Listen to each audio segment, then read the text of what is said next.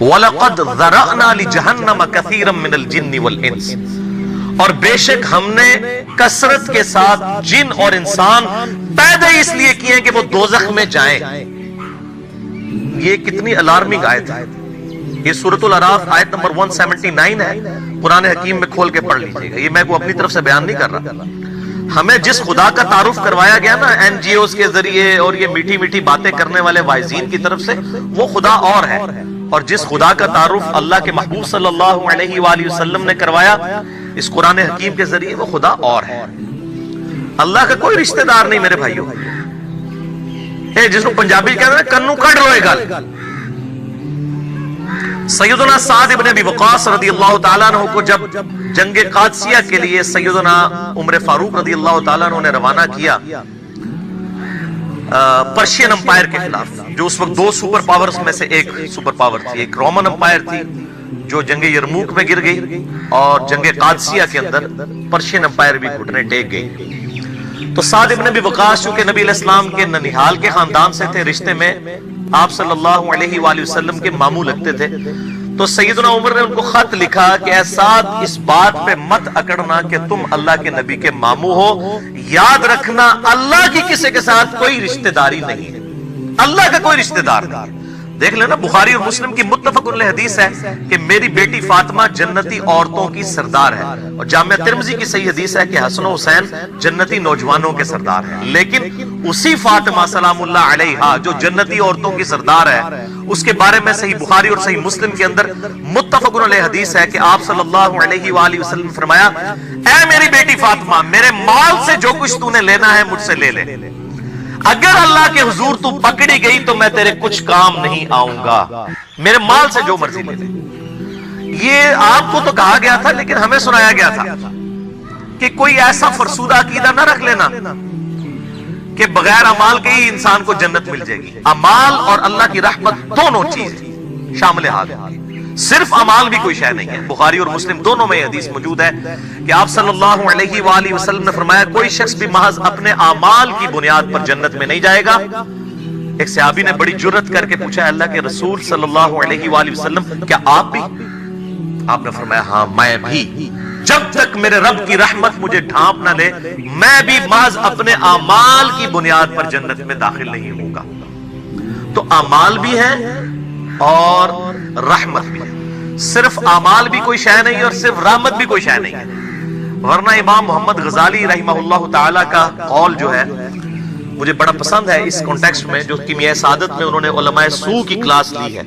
اب یہ سخت باتیں اگر میں اپنی ریفرنس سے کروں تو لوگوں کو بری لگے گی۔ امام محمد غزالی فرماتے ہیں کہ ایسے علماء جو ممبروں پر چڑھ کر اللہ تعالیٰ کی رحمت کی آیات آؤٹ آف کانٹیکسٹ سنا کر، قرآن حکیم میں جہاں پر بھی رحمت کی آیات اور توبہ کی آیات آئیں وہ اس اعتبار سے آئیں کہ جو توبہ کرنے کے بعد اصلاح کر لے۔ پورے قرآن میں کوئی ایک آیت بھی ایسی نہیں ہے کیٹیگوریکل کہ انسان اپنی اصلاح نہ کرے اور اللہ تعالیٰ فرمائے کہ میں اپنی رحمت کے دروازے اس کے لیے کھول دوں، قطعاً ایسی کوئی آیت نہیں۔ تو جو علماء، امام غزالی فرماتے ہیں کہ اللہ کی رحمت کی آیات سنا کر لوگوں کو اللہ تعالیٰ سے غافل کر رہے ہیں، کیا یہ لوگوں کو یہ میسج دینا چاہتے ہیں کہ قرآن حکیم میں جو اللہ کے نافرمانوں کے لیے دھمکیاں آئی ہیں یہ سب کی سب فضول باتیں تھیں، اور انبیاء کرام علیہ السلام جو اللہ کے عذاب سے ڈراتے رہے یہ صرف شغل میلہ تھا اور آخرت میں کوئی پکڑ نہیں ہونی؟ ایسے علماء واجب القتل ہیں۔ یہ امام غزالی فرما رہے ہیں کہ حکومت وقت کا کام ہے کہ ان پر توبہ پیش کرے، ورنہ ان کو قتل کروائے، ان علماء کو جو اللہ تعالیٰ کا یہ غلط تصور پیش کر کے لوگوں کو اللہ کا باغی بنا دے۔ اور اکثر واعظین اس وقت یہی ہیں اور لوگ انہی کی باتوں کے اوپر خوش ہیں، انہی این جی اوز کی باتوں کے اوپر خوش ہیں، انہی دنیا دار علماء جو دنیا داروں کو خوش کرنے کے لیے باتیں کرتے رہتے ہیں۔ ان کا تو اللہ تعالیٰ بڑا غفور رحیم ہے، جو مرضی کرو، اللہ نے ساڑھی نمازہ نہیں چاہیے دیا۔ اور بھائی اللہ نے کب کہا ہے کہ مجھے تمہاری نمازیں چاہیے؟ اللہ تو کہتا ہے تمہیں تمہارے لیے نمازیں چاہیے، اور نماز کو اتنا کیجول بنا لیا ہے انہوں نے۔ صحیح مسلم کے اندر حدیث ہے، آپ صلی اللہ علیہ وآلہ وسلم نے فرمایا، بندے کے کفر اور اسلام کے درمیان فرق ہی نماز ہے۔ جو نماز پڑھتا ہے وہ مسلمان ہے، اور جو نماز نہیں پڑھتا وہ پاکستان کے شناختی کارڈ میں مسلمان ہے۔ اللہ کی ڈیفینیشن میں وہ عملاً کافر ہے. صحیح مسلم انٹرنیشنل نمبرنگ کے مطابق 246 نمبر حدیث ہے. آپ جا کے پی ڈی ایف کھول لیں اسلام 360 میں جا کے 246 نمبر حدیث صحیح مسلم کتاب الایمان چیپٹر میں کھول کے دیکھیں کہ بندے کے کفر اور اسلام، شرک اور اسلام کے درمیان فرق ہی نماز ہے. آپ بے شک اپنے آپ کو مسلمان کلیم کرتے رہے، لیکن وہ شناختی کارڈ والا مسلمان ہے، نکاح طلاق والا مسلمان ہے، اس کا جنازہ بھی پڑھ دیا جائے گا، پیدا ہوگا اذان بھی دے دی جائے گی. اللہ کے حضور وہ مسلمان نہیں ہے، وہ بس کلمے کا ہی ہم احترام کرتے ہیں، ادروائز تو عملاً کافر ہے. اسی طریقے سے جامعہ ترمذی میں حدیث ہے، سنن نسائی کے اندر حدیث ہے، سنن ابن ماجہ کے اندر حدیث ہے کہ آپ صلی اللہ علیہ وآلہ وسلم نے فرمایا جس نے نماز چھوڑ دی گویا اس نے کفر کیا.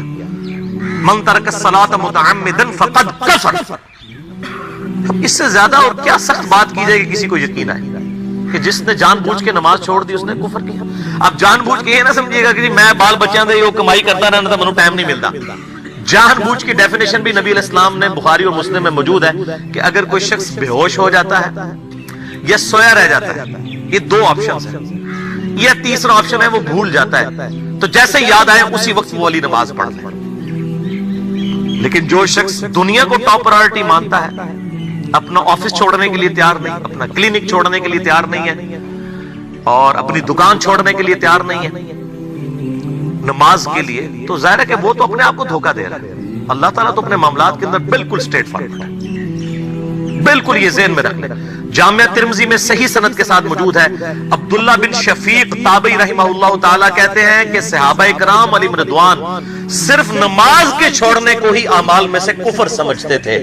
یعنی وہ کسی کو نماز پڑھتا ہوا دیکھتے تھے تو کہتے تھے یہ مسلمان ہے، اور کسی کو نماز پڑھتا ہوا نہیں دیکھتے تھے تو وہ کہتے تھے یہ کافر ہے. یہ جامعہ ترمذی ہے، یہ کوئی سٹوری بک نہیں میں سنا رہا آپ کو. مسند احمد میں صحیح سند کے ساتھ حدیث ہے، نبی صلی اللہ علیہ وآلہ وسلم نے معاذ ابن جبل سے فرمایا معاذ اللہ کے ساتھ کسی کو شریک نہ ٹھہرانا، خواہ تمہارے ٹکڑے ٹکڑے کر دیے جائیں، تمہیں سولی پہ چڑھا دیا جائے، تمہیں آگ میں جلا دیا جائے، اللہ کے ساتھ کسی کو شریک نہ ٹھہرانا.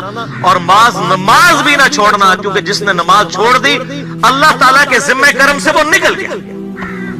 اللہ کے حضور اس کے لیے کوئی حصہ نہیں ہے جس نے نماز چھوڑ دی.